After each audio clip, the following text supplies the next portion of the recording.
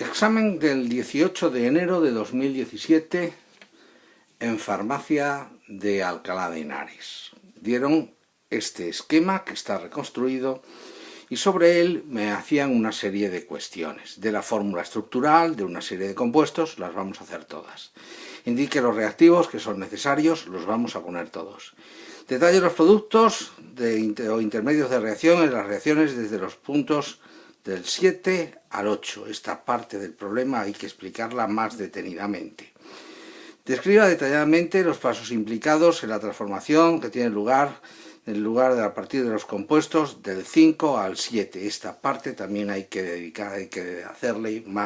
prestarle más atención. Explicar detalladamente por qué es posible que la ciclohexanona es una cuestión sobre este apartado que lo veremos más al final. Bien, entiendo que es un problema extremadamente complejo porque hay que conocer la asignatura en toda profundidad para poder desarrollarlo. Vamos a empezar por hacer esta línea de reacción que la he marcado aquí, la he resaltado en color amarillo y vamos a empezar con ello. Empiezan diciéndome que me dan la molécula de ciclohexano. Y que la molécula de ciclohexano la tengo que hacer reaccionar con bromo 2, luz y temperatura. Bien, entiendo que con bromo 2, luz y temperatura es la reacción de sustitución con roturas homolíticas vía radicales libres. Se rompe la molécula de bromo formando radicales y también un enlace carbono-hidrógeno formando carbono radical e hidrógeno radical. Un bromo con un hidrógeno forma bromhídrico y el otro bromo entra en el carbono radical dando lugar a la formación del primer compuesto, que es el bromuro de ciclohexilo y que en el esquema ocupa este lugar. Y que hemos quedado que ya hacíamos la línea recta, lo tratan con terbutóxido de potasio en alcohol terbutílico. Bien, la famosa E2 antiperiplanar generando una molécula de alqueno, se transforma en la molécula de ciclohexeno. Esta molécula de ciclohexeno, si continuamos con la línea de reacción, me piden que lo haga reaccionar para transformarlo en una estructura epoxídica, en una estructura de oxirano.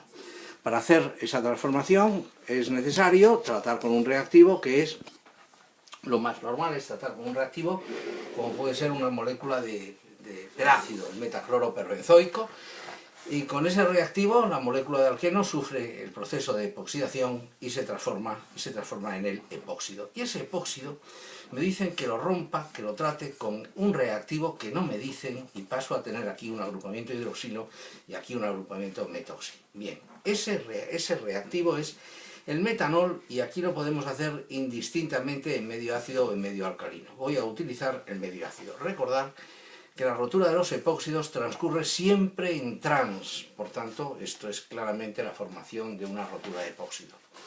Bien, regresamos a la molécula de ciclohexeno que tenemos en el problema, que tenemos en el esquema. Y la molécula de ciclohexeno me dicen que le haga la siguiente serie de reacciones. Hacia arriba, que lo trate con ozono y con peróxido de hidrógeno, con agua oxigenada. Se desarrolla la oxidación, la rotura oxidante del doble enlace, y se transforma en el ácido hexanodioico, que permitirme que lo pinte de esta manera para que nos resulte más cómodo ver lo que viene a continuación. Esto es el ácido hexanodioico o ácido adípico. Lo tratan con etanol en medio ácido y luego con etóxido de sodio. Bien, con etanol, ácido más alcohol, se transforman las funciones ácidas, se transforman en funciones ésteres. Por tanto, el hexanodioico se ha transformado en el hexanodioato o adipato, pero a continuación el reactivo 2 es con etóxido de sodio en etanol. Yo voy a hacer una reacción de condensación de ésteres de Claisen. Se entiende que todos sabéis hacer una condensación de Claisen, formar el carbanión en la posición alfa con respecto al éster y hacerlo reaccionar con el otro extremo de la molécula. Hacemos una adición, una eliminación, formamos este compuesto que realmente aparece como su sal. Y ese compuesto en el problema me piden que lo transforme en el compuesto 7 y que describa cómo se ha hecho. Mirad, ese hidrógeno es tremendamente fácil de desprotonar, está ya como sal, por eso le vamos a hacer reaccionar con el sustituyente que me han pedido que ponga, que es un radical bencilo, lo voy a hacer reaccionar con bromuro de bencilo. Y de esta manera, como ya teníamos la sal, vamos a hacer esta conexión y vamos a formar aquí este enlace. Perfecto. Procedemos a hidrolizar el éster. Hacemos una hidrólisis del éster, que lo podemos hacer en medio ácido o en medio alcalino, eso es igual, y liberaríamos el ácido del alcohol. Bien, y este ácido, como en beta tiene una insaturación por acción del calor, sufre el proceso de termólisis, se descompone y daría lugar al compuesto que en el examen le dan el localizador número 7. Bien, este compuesto, vamos a pintarlo un poquito mejor, vamos a pintarle el radical bencilo, se lo vamos a pintar un poquito que no me incordie, vamos a pintarlo, vamos a pintarlo más bonito, porque me va a hacer falta mucho espacio.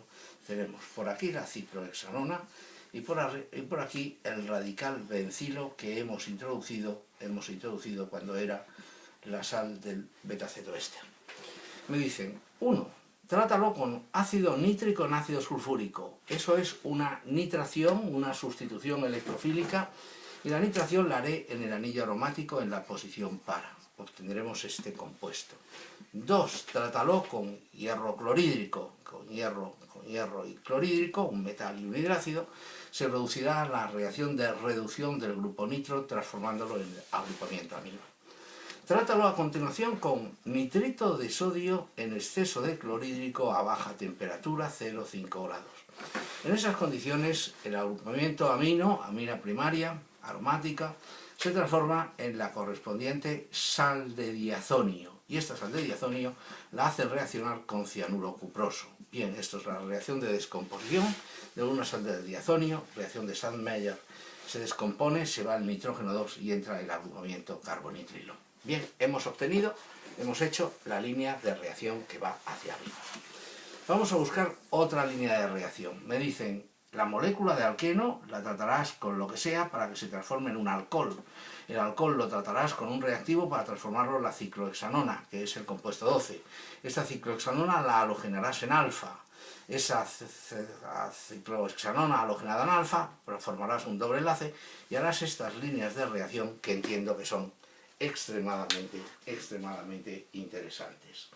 Bien, vamos a intentar verlas. Aquí os he hecho una ampliación de lo que tenemos que hacer.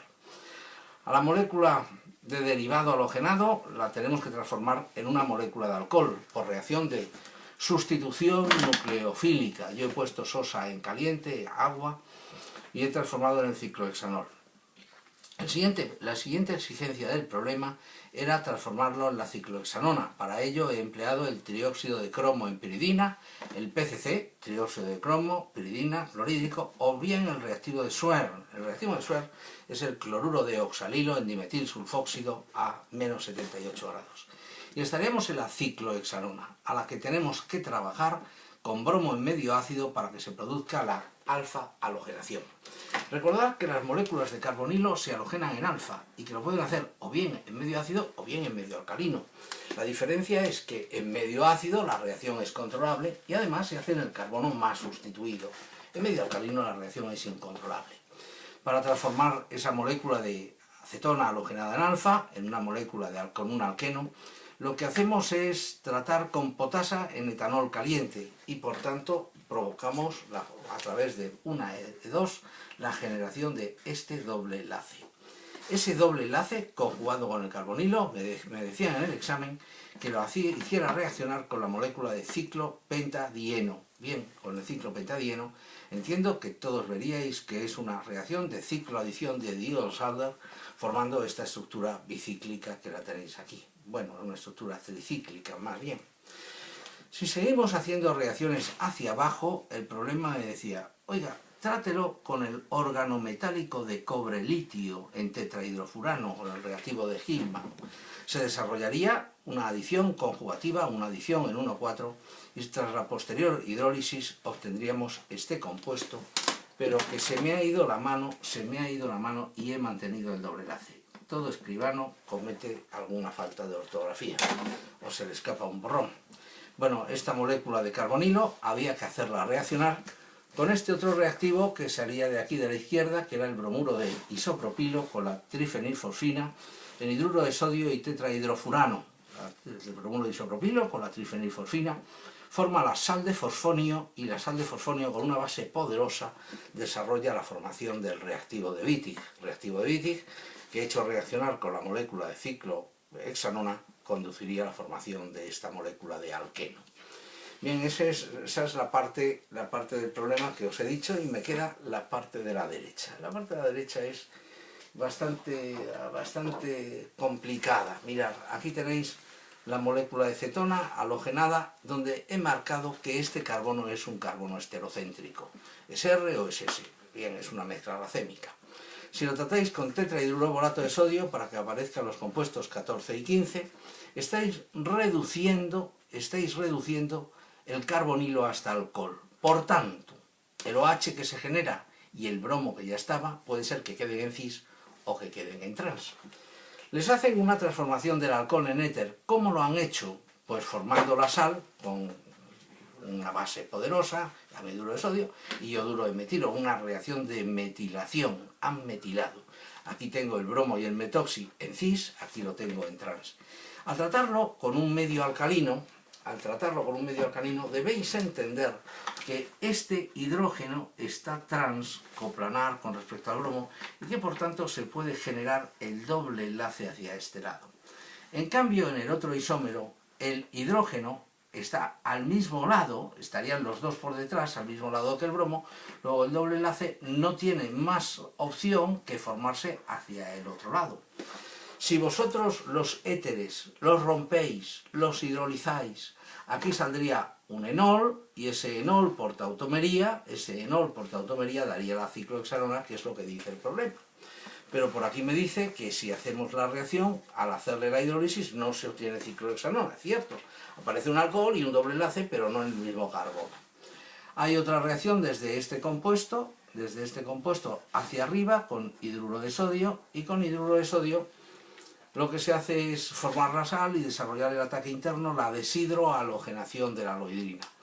Y por deshidrohalogenación de la aloidrina, evidentemente volveríais a formar de nuevo el epóxido. Bien, entiendo que es un problema extremadamente complejo, desproporcionadamente complejo para la asignatura que vosotros veis en un cuatrimestre. Creo que es demasiado duro este ejercicio. Vamos a volver a repasar todas las reacciones que hemos hecho aquí en este plano, que espero que entre todo en la pantalla y que lo podáis ver. Vamos a ver. Se empezaba con una molécula de ciclohexano, se la trataba con bromo 2, luz y temperatura. Se la hacía reaccionar con potasa o con terbutóxido para hacer la E2. El alqueno se transformaba en el epóxido por reacción de epoxidación con un perácido. Se rompía con metanol en medio ácido. Por aquí hacia arriba, la ozonolisis oxidante del ciclohexeno rompía dando el hexano dioico. Tratado con un alcohol, formábamos el éster, el hexano dioato o medio alcalino etóxido, hacíamos la reacción de condensación de ésteres de Claisen-Diekmann. Para hacer esta ramificación era un proceso un poco largo, porque había que ramificar un proceso muy parecido a la síntesis acetilacética o a la síntesis malónica, hidrolizar y descarboxilar. Y este compuesto se sometía a la acción de la nitración, reducción del grupo nitro, deformación del diazonio y descomposición con cianuro cuproso, reacción de Sandmeyer. Bien, si nos íbamos hacia abajo, la molécula... Si nos íbamos hacia abajo, a ver cómo era, nos encontrábamos con que se sustituía el bromo por un OH y se formaba el alcohol, que lo tratabais con trióxido de cromo en piridina, PCC o su reactivo de Schwann, para transformar el alcohol en una función de carbonilo. Se halogenaba en medio ácido para que fuera más controlable. Potasa en etanol, formábamos un doble enlace, y este doble enlace conjugado a un carbonilo, a un grupo de atractores, una molécula filodiénica, que con un dieno desarrolla sin ningún problema la cicloadición de Diels-Alder. Haciendo una adición 1,4 al carbonilo doble enlace conjugado con un reactivo de organometálico de cobre-litio, el compuesto obtenido era sometida a la reacción de Wittig. Y la última línea de reacción, que recordaréis que era la molécula con el halógeno, se le reducía el alcohol formando aloidrinas en cis o en trans. Y estas eran sometidas a una serie de reacciones que dejo aquí a vuestra consideración. Insisto, problema complicadísimo.